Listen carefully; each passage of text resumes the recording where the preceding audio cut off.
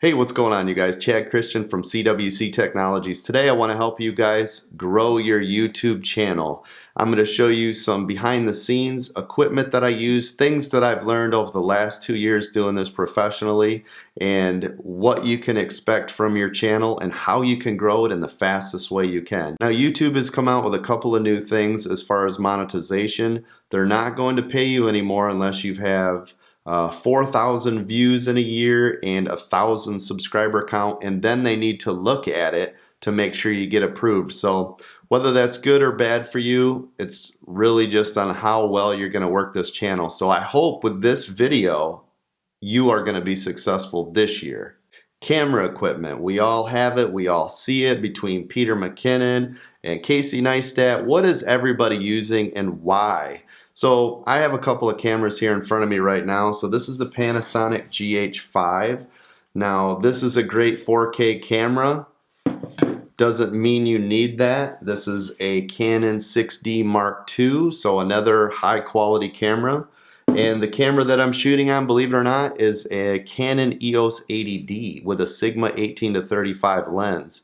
The reason I'm talking about these cameras is because this, with my speed booster, my Metabone speed booster with that Sigma lens on there, that's $4,000. This right here, the body is $2,000. This lens right here is $1,800. The setup that I've got on that camera right there, the body's $1,100 and the lens is $700. You don't need all this camera equipment. I'm going to tell you why. The biggest secret to producing high quality looking content is lighting. It has nothing to do with your camera. I could shoot this with an old iPhone 5 and it would still look this good, trust me. So the very first thing I'm going to tell you is you need proper lighting. So let me show you what these look like. This is the studio lights that I'm using now. They're both just facing me.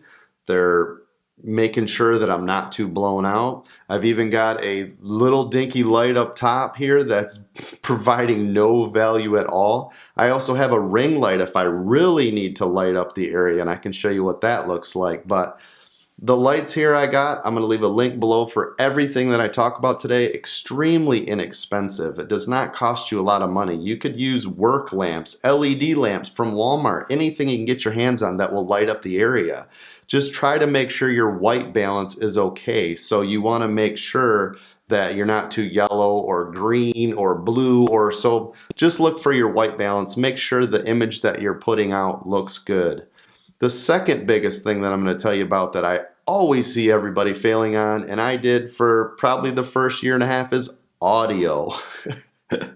Audio is critical. You don't want to sound like you're in a cave, in a dungeon, in a basement, in a room that's super echoey. So audio is critical. And I'm going to show you a couple things you can do to increase your audio and make it sound phenomenal for cheap. I usually use a little mic lapel. I'll leave a link down below for that. This is what it looks like.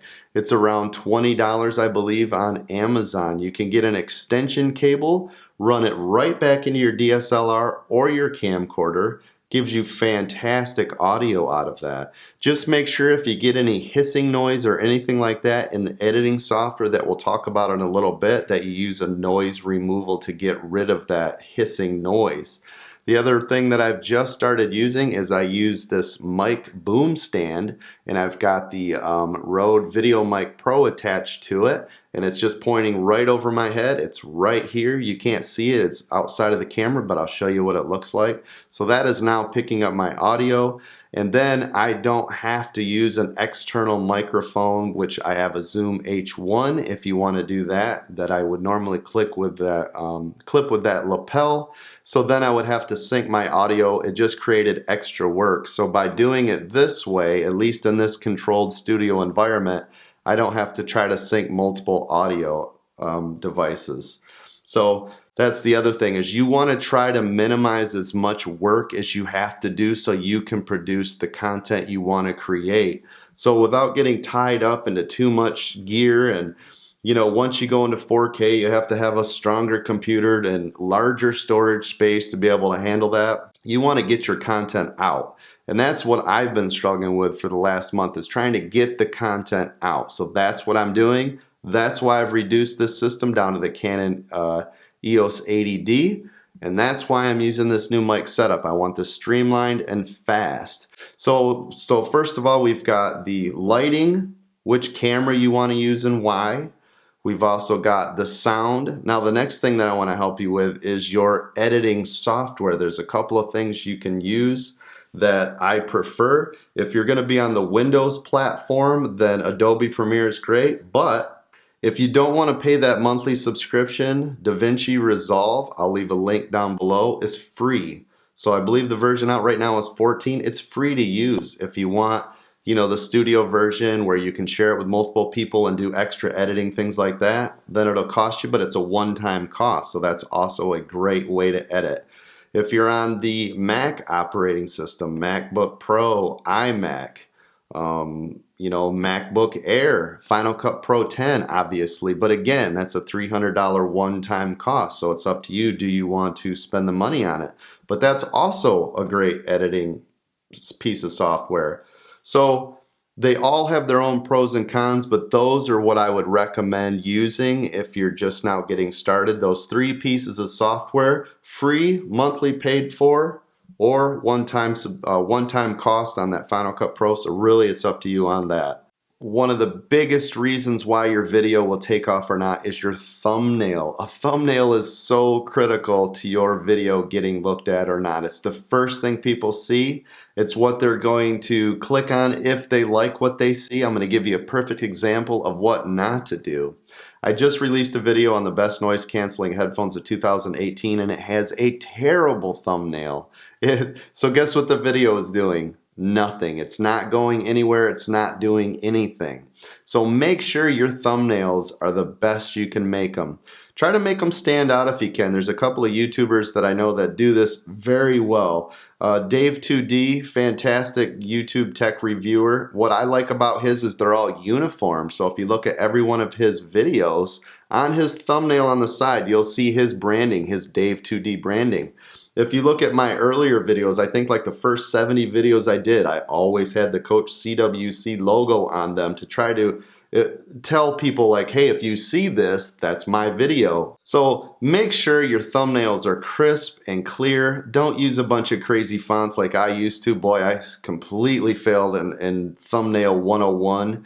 Try to get your video content viewed longer. So if you're not keeping people engaged and having them watch your videos longer, it's not going to help you at all, because the way that YouTube's algorithm works and the way that you're going to eventually get paid is the longer that they're viewing it, the more you get paid. So it goes by watch time, not how many subscribers, not how many views. It goes by watch time. So what you want to make sure is in your videos the rhythm and the timing is right so that people will stay engaged. So a talking head video like this, if I just talk to you for 20 minutes, you're going to tune out in the first 2 minutes. I'm not going to make any money.